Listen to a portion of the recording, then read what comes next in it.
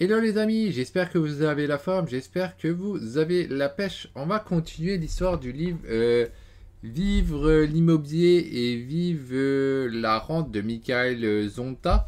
Alors la dernière fois, la vidéo, elle m'avait malheureusement coupé. D'un autre côté, bon, c'était quand même assez long, ça faisait plus d'1 heure. Mais donc voilà, c'est comme ça. On va reprendre là où j'en étais et on va en fait terminer les notes que j'avais prises de ce livre, de cette personne que je trouve relativement très intéressante sur certains points. Alors bien sûr, moi je ne suis pas pour copier les gens à 100%, mais par contre j'aime bien certaines choses qui me parlent. Et ben, forcément, je vais tester et voir ce que ça donne pour moi. Donc, le dernier point que j'avais noté dans ce livre-là, enfin, lors de la première vidéo que j'avais noté, c'était le seul avantage de celui qui rembourse 3 ans plus tôt et à la fin du crédit, que la fin du crédit arrive plus vite. Mais avec le différé total de 3 ans, vous gagnez 172 000 euros pour travailler. Sans ce différé qui permet de gravir une marche, pensez toujours à votre trésorerie et surtout à comment la reconstituer. Donc ça, effectivement, il faut bien être conscient. Si vous faites un différé, vous allez mettre tant et tant de plus selon les différés pour rembourser votre crédit. Mais d'un autre côté, c'est un bon moyen d'augmenter votre trésorerie si vous n'en avez pas. Mais au départ, c'est souvent très. Pour les premiers biens, c'est forcément excellent quand vous n'avez pas vraiment de trésorerie de faire ce coup-là de différé. Hein. Moi, je trouve ça vraiment génial. Après, il faut arriver à convaincre la banque. Hein. Point suivant que j'ai noté. Astuce. Attention, il ne faut pas débloquer la totalité de votre ligne travaux sur votre emprunt. Si par exemple la banque vous prête 200 000 euros comprenant 30 000 euros de travaux, le différé vous permet de faire les travaux. Il faut donc laisser 2 000 euros sur la ligne travaux de votre emprunt. Sinon, la banque considérera que les travaux sont finis et certaines banques feront passer votre prêt en amortissement immédiatement. Il faut mieux compléter par ses fonds personnels les 1 000 euros manquants. Donc, ça, c'est une astuce qu'il faut donc savoir. Hein, on n'est pas tous au courant de ça, donc c'est pour ça que je l'avais noté, parce qu'il ne faut pas que j'oublie. En 3, veillez à 3 conditions essentielles lors de l'obtention du prêt. La durée du crédit doit être la plus longue possible. Donc ça, c'est un truc très classique, la plus longue possible. En 2, demandez un différé de remboursement. Ça, c'est moins connu, mais c'est, comme dit, très très très intéressant. Et en 3, le différé de remboursement de crédit dès l'acceptation du crédit. C'est-à-dire, la demande de différé doit être faite à la banque sous prétexte que vous faites des travaux et donc que la perception des revenus locatifs sera retardée. Bien sûr, si c'est votre souhait, vous pourrez demander à rembourser votre crédit et donc passer à un amortissement plus tôt.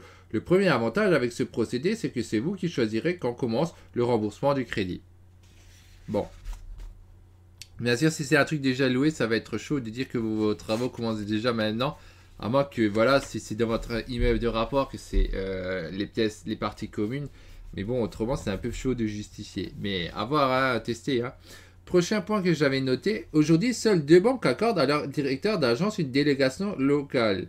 Leur pouvoir de décision peut atteindre la somme de 2 millions d'euros. Ces 2 banques sont le CIC et le Crédit Mutuel. Aller dans l'une de ces banques est un facteur de réussite. Alors ça, il fallait le savoir. Hein. Les 2 banques. Alors CIC, j'ai déjà entendu par 2 auteurs. Et c'est assez curieux parce que c'est une banque que j'ai jamais essayé. D'ailleurs, je ne sais pas où elle est chez moi. Mais bon, après, comme dit, il ne faut pas chercher forcément dans sa propre ville. Vous pouvez chercher à l'endroit où c'est le plus petit possible pour être le meilleur client. Donc, ne cherchez pas forcément à acheter dans votre grosse ville si vous êtes à Paris, Bordeaux, Lyon ou je sais pas quoi. Cherchez dans la ville la plus petite ou la commune la plus petite, vous avez plus de facilité d'y arriver. Et là, on sait qu'ils ont le droit jusqu'à 2 millions d'euros, ce qui est déjà pas mal pour un départ. Une fois que vous avez épuisé une banque, vous allez chez une autre, hein, à la limite, hein, c'est pas si grave que ça. Hein. Mais en tout cas, vous avez moyen de gagner en cherchant, en vous concentrant plutôt sur ces développements ou alors passer par un courtier. Hein. Les étapes de l'obtention du crédit. Les étapes de votre demande de crédit sont les suivantes. Évaluer votre capacité de financement. Trouver un bien immobilier, signer un compromis, choisir un établissement bancaire, recevoir l'accord du principe de la banque, recevoir et signer l'offre de crédit, attendre le délai légal de rétraction 10 jours, renvoyer l'offre de crédit. La banque débloque les fonds et transmet directement à l'étude notariale que vous avez désignée. Recevoir l'acte de vente notarié. Se rendre au rendez-vous chez le notaire pour la signature, vous devenez propriétaire du bien immobilier. Donc voilà. C'est pas plus compliqué que ça, mais ça fait pas mal de démarches, ça fait pas mal de temps. Présenter son dossier à la banque. Sonner la présentation de votre dossier à la banque est d'une importance capitale. Il faut bien avoir à l'esprit que le banquier travaille également sur d'autres demandes de crédit. Il faut donc que vous fassiez la différence entre ses autres clients et que vous lui facilitez le travail. Ainsi, votre dossier sera examiné plus rapidement. Ça, c'est vrai, hein, il faut vraiment le simplifier. Sinon, ça ne marche pas. Hein. Votre dossier, c'est avant tout votre image. Il reflète votre crédibilité et votre sérieux. Il constitue de 3 parties. Le rassemblement de vos pièces personnelles. Si vous êtes déjà propriétaire, les documents relatifs au projet immobilier lui-même. Donc ensuite, prochain point que j'ai noté, quand j'ai conclu un achat immobilier, je n'oublie jamais de remercier ma banquière ou mon banquier avec un bouquet de fleurs, un carré Hermès ou de champagne. Ils m'ont fait plaisir et en m'accordant le crédit, je leur fais plaisir à mon tour. Et nous devenons de vrais partenaires. Je les fais participer au projet. Ce pouvoir de la gratitude est joli au point final, mis à la fin de chaque opération. Cela fait plaisir à tout le monde. Malheureusement, ce n'est pas dans l'état d'esprit des Français. Par exemple, de donner davantage. Quand ils ont payé un service, ils considèrent que cela s'arrête là. Les Américains, eux, sont différents et n'hésitent pas à distinguer votre service de celui d'un autre s'ils estiment que vous avez fait un très bon travail. Alors ça, c'est vrai qu'il y en a beaucoup qui savent, des investisseurs qui savent ça, qui savent ça, ils donnent des cadeaux à leurs banquiers, etc. Voire ils les invitent à des restaurants, etc. Et c'est un bon truc pour créer une bonne relation avec lui parce qu'il faut bien savoir que c'est lui qui vous accorde les crédits à chaque fois. Donc il faut vraiment avoir une très très très bonne relation avec lui pour que ça continue, pas que vous êtes obligé de chercher une nouvelle banque parce que sinon ça craint quoi. Ensuite, j'ai noté, créer de bons rapports me conduit aussi à ne jamais négocier un taux de crédit. Vous devez faire pareil. Que le taux soit à 1,20% ou 1,40% ne changera pas grand-chose. Mais il est important de l'énoncer clairement. Je ne négocie pas car je vous fais confiance. Il est normal que vous gagnez de l'argent. C'est toujours ce principe du gagnant-gagnant qui doit vous guider. Entre perdre 0,20% et perdre son premier partenaire de financement, le choix est vite fait. Aussi, le taux ne doit pas être d'obsession. Alors ça, c'est tout à fait vrai. Vous pouvez même aller plus loin. N'hésitez pas à prendre les choses sur cette banque. Si cette banque vous a accordé un premier crédit, n'hésitez pas à transférer vos choses, à prendre votre assurance voiture, votre assurance, votre truc de téléphone, etc. chez eux, et vous aurez plus de chances qu'ils continuent avec vous pour les prochains crédits. Alors vous allez dire, oui, c'est plus cher. Ouais, c'est plus cher. C'est effectivement des passifs qui sont plus chers. Mais en fait, si vous calculez l'avantage d'avoir après un crédit nouveau plus facilement, vous remarquez qu'en fait, c'est l'inverse. En fait, vous gagnez. Vous n'êtes pas en train de perdre parce qu'il y a le facteur temps qui joue. Donc ça, il faut aussi le savoir. Et c'est pas la peine de négocier comme tout le monde fait. Ouais, on va négocier le taux, on va négocier l'hypothèque, on va négocier l'assurance, on va négocier ci et ça. C'est même pas la peine. C'est une perte de temps et vous n'arrivez pas à créer une bonne relation comme ça. Prenez-le comme c'est. Et faites-en même plus. Et comme ça, le banquier il est content et ce sera plus facile qu'il vous redonne de nouveau après. Point suivant. Cependant, tous les courtiers ne fonctionnent pas de la même manière. Certains prennent des frais directement au client. Dans ce cas, il fait signer un mandat de courtage. Sur le contrat, vous devez aussi regarder s'il prévoit une clause d'exclusivité. Celle-ci vous empêchera de faire vos propres recherches.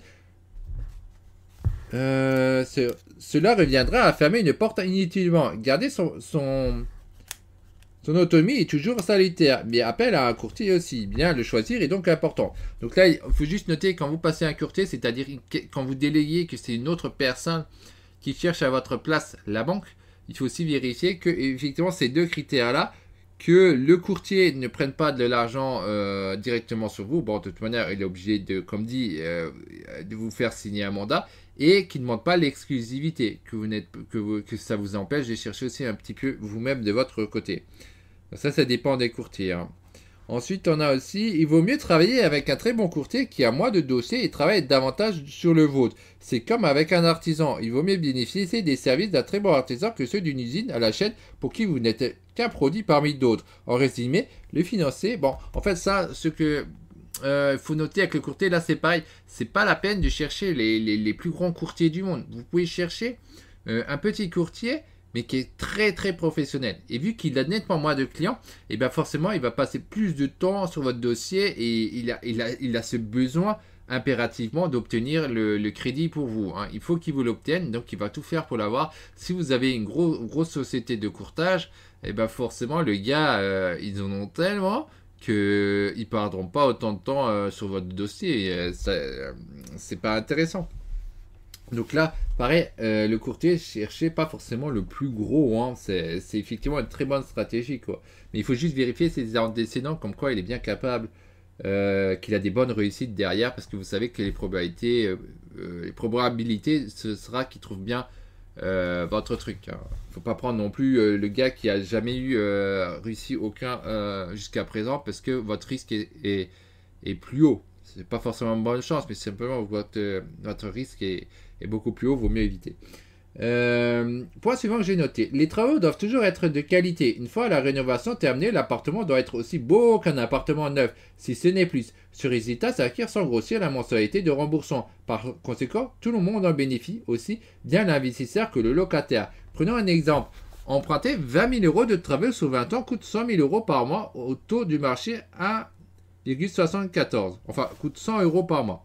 Emprunter 25 000 euros coûtera 125 euros par mois. Donc là, il dit juste, voilà, que si tu empruntes 20 000 euros, 25 000 euros par mois, ça ne change pas des masses. Il vaut mieux emprunter plus et faire des travaux meilleurs. Et c'est vrai que des petits détails, c'est tout con, mais juste quand vous voyez une petite ampoule qui pend, sur les photos, moi je vois des trucs en location, des gens ils ont rénové, et il y a encore l'ampoule qui pend. Et ben juste ce petit détail, et ben c'est clair que ça va jouer entre l'autre qui le fait pas et qui va mettre vraiment une lampe ou qui va faire un truc avec des spots ou je sais pas quoi. Ce sera tout de suite beaucoup plus joli et vous pouvez être sûr que vous avez un sérieux avantage par rapport à l'autre. Parce que moi juste ça, ces petits détails, c'est bon, ça me suffit déjà. Moi je passe mon chemin. Hein.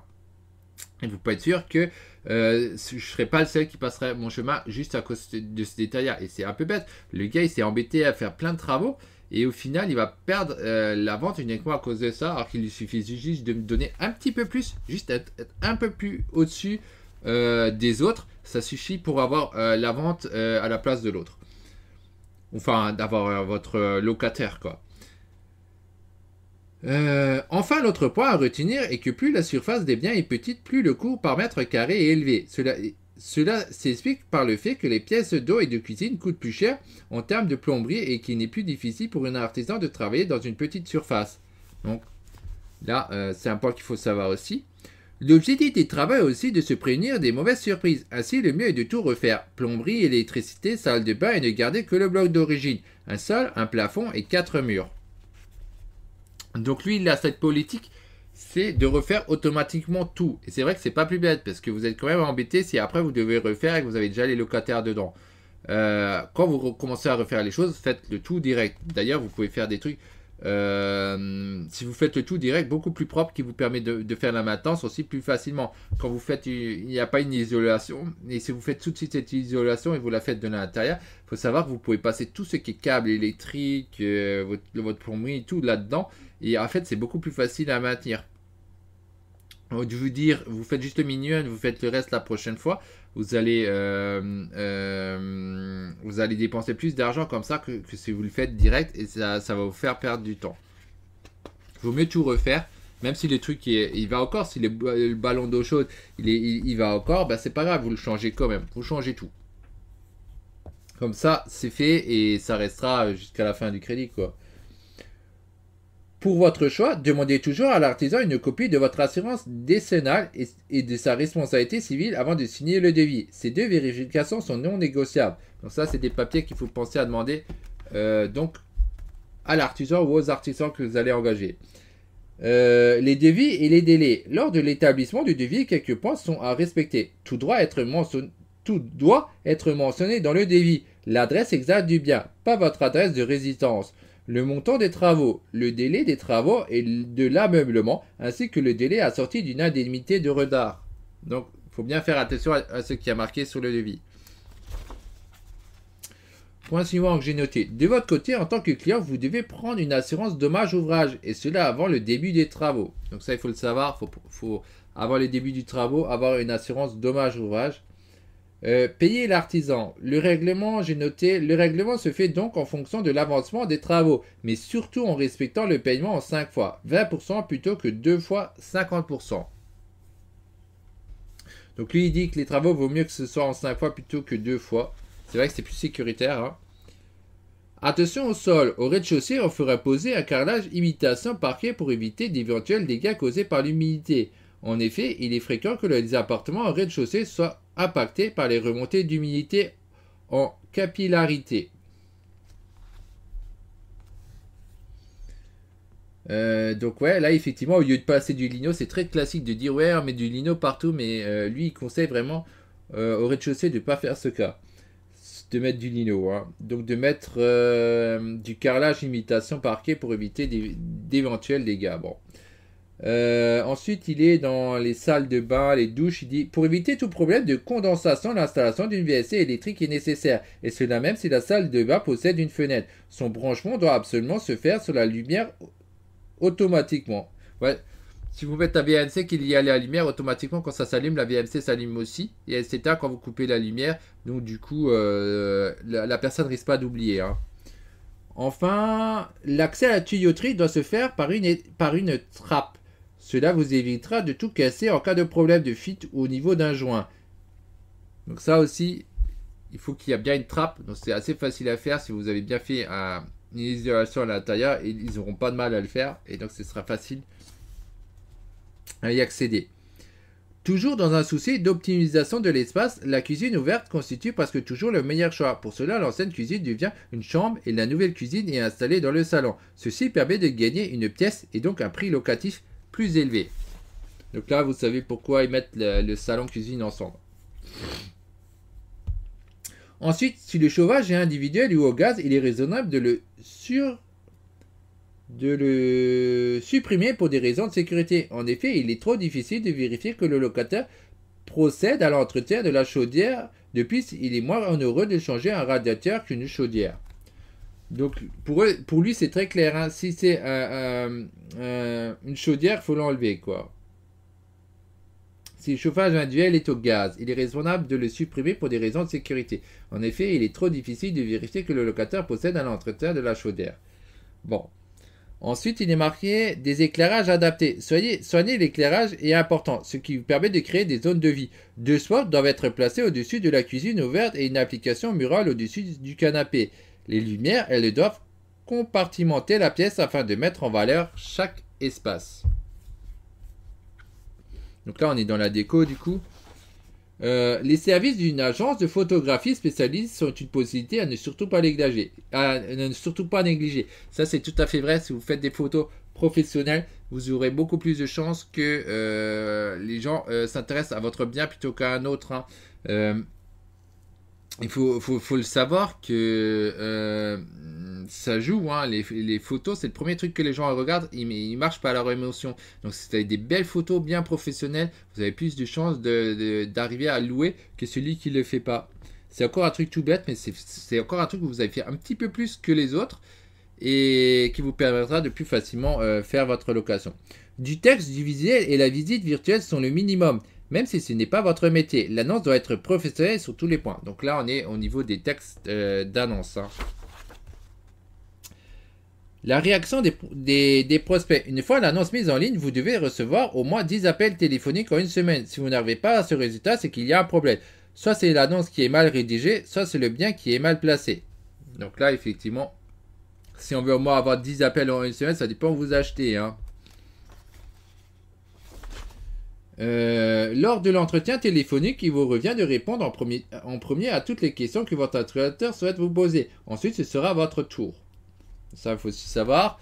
Point suivant. Après la visite, vous devez demander au futur locataire de vous remettre un dossier complet. Ce dossier doit comprendre un RIB, la photocopie de sa carte d'identité, les 3 derniers bulletins de salaire, le bulletin de salaire du mois de décembre de l'année précédente et le dernier avis d'imposition. Un bulletin de salaire permet de vérifier s'il est en CDI ou non et l'avis d'imposition indique sa référence fiscale. Grâce à cette information, il est possible de connaître les revenus déclarés l'année précédente, ce qui constitue un véritable plus à l'époque où beaucoup de trafic sur Photoshop leurs revenus. Ah ouais. Il y en a qui trichent, hein. Ensuite, j'ai noté aussi, lors d'une visite, le silence est d'or. Ce que tu considérais comme un atout peut être un inconvénient pour l'acheteur. Bon, ça c'est comme le vendeur, disant le moins possible. Il ne faut pas être bavard, au contraire, il faut dire presque rien et surtout écouter ce qu'ils disent, hein. Il faut bien garder à l'esprit que les gens n'aiment pas les visites groupées. Cependant, toujours par souci d'optimisation de votre temps, les visites doivent être regroupées par 2 et se faire toutes les 15 minutes. entre les visites qui vous posent un lapin, ceux qui arrivent en avance et ceux qui arrivent en retard. Vous êtes sûr de n'avoir jamais plus de 2 personnes en même temps et cela vous permet de voir 8 personnes en 1 heure seulement. En organisant 2 créneaux de visite dans les domaines, vous trouverez avec assez de dossiers et examens pour trouver votre locataire. Et le dernier point que j'ai noté, enfin j'ai noté 2 points encore.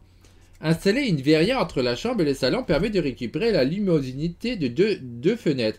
Il ne faut pas avoir peur des travaux car ainsi les petits défauts trouveront astucieusement leur solution. La rentabilité commence par là. On achète du vétuste mais dans un immeuble sain. Et ça effectivement les verrières c'est excellent. Ça fait stylé en plus. Hein. Non seulement ça donne la lumière mais moi je trouve ça extrêmement joli. Et vous avez un sacré avantage quand vous faites des trucs comme ça. Hein, même si ça coûte cher. Hein. Ensuite, les derniers points que j'avais notés, salle de bain agréable avec sèche-serviette qui fait la différence lors de la mise en location. Encore une fois, là, on a un petit plus qui a été rajouté. On a mis un sèche-serviette avec, et ça fait effectivement là une différence par rapport à ceux qui ne le font pas. Hein. C'est des petites différences, mais ça joue. Donc voilà ce que j'avais noté dans ce livre. Donc finalement, cette deuxième partie est nettement plus courte que la suite. J'aurais peut-être pu quand même assembler le tout. Bon, ça m'a craché. Bon, c'est pas si grave. Rien ne vous empêche d'avoir suivi tout de suite cette vidéo en fait par rapport à la première si c'était votre désir. Donc ce livre là c'est un très très très bon livre. Ce gars il sait vraiment de quoi il parle, il est spécialiste dans le domaine et je trouvais très intéressant et je compte bien revoir complètement le livre à fur et à mesure pour tester plus de choses qu'il a dit et pour voir quel est le résultat. Après, je vous invite à faire de même, ou pas, chacun fait ce qu'il veut. Mais moi, j'adore étudier, tester et voir qu'est-ce que ça donne comme résultat si ça me permet d'aller plus vite, plus loin, etc. Bon, allez, si cette vidéo vous a plu comme d'hab, n'hésitez pas à la partager, mettre un pouce. N'hésitez pas à commenter pour me dire ce que vous pensez de ce livre si vous l'avez lu. C'est toujours intéressant d'en discuter et puis voilà c'est des trucs de base. Allez à la prochaine, c'était Sébastien Kennel.